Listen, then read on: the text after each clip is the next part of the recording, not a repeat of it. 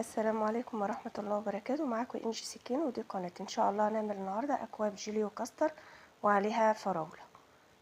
هنا معايا باكو جيلي، هبدأ اضيف له معلقة صغيرة سكر. بعد كده معايا مية مغلية، كوباية من المية المغلية، وهبدأ في التقليب علشان يكون مركز معايا. مش هضيف له كوباية مية ساقعة، هضيف له نص كوباية بس. هنا ضفت له نص كوباية من المية الساقعة، وهبدأ اقلب واسيبها على جنب.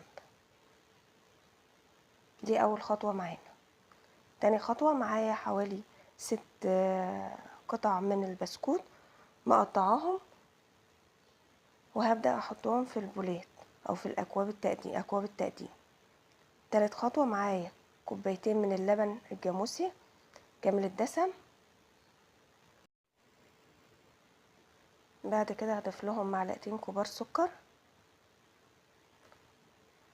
وكمان معلقتين ونص من الكاستر الجاهز،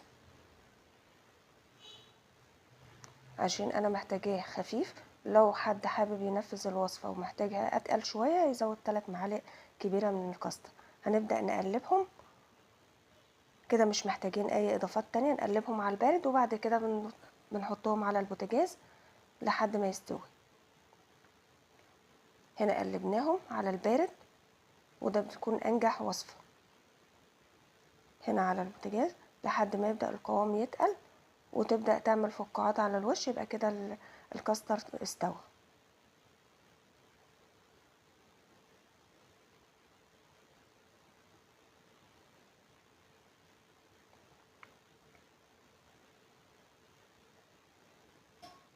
اول القوام ما يتقل بناخدها معانا ونروح عند اكواب التقديم. هنا بدأت تظهر الفقاعات من الوسط، وهو ده النتيجة اللي احنا محتاجينها عشان نضمن ان الكاستر او النشا يكون استوى.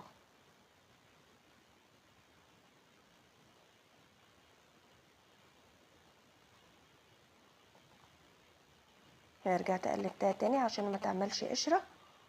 وهنا هنبدأ نوزعها في الاكواب. طبعا لان الكمية صغيرة مع الاكواب، فحاولت ان انا اوزعهم بحاجة اصغر. كده وزعتهم هنا، سبتها لما تبرد خالص. وبعد كده عندي شوية من الفراولة مقطعاهم، وممكن اي نوع فاكهة اي حد يحب. نبدأ نوزعهم. اهم خطوة ان الكاستر يكون برد، نضمن ان هو برد.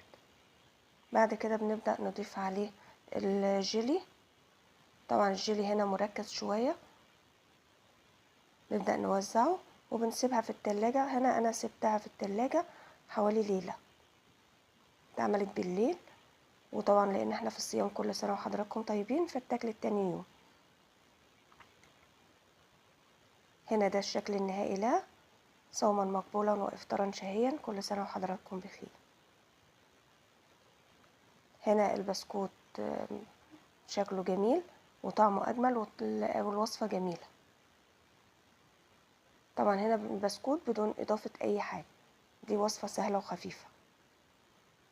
استودعكم الله الذي لا تضيع ودائعه.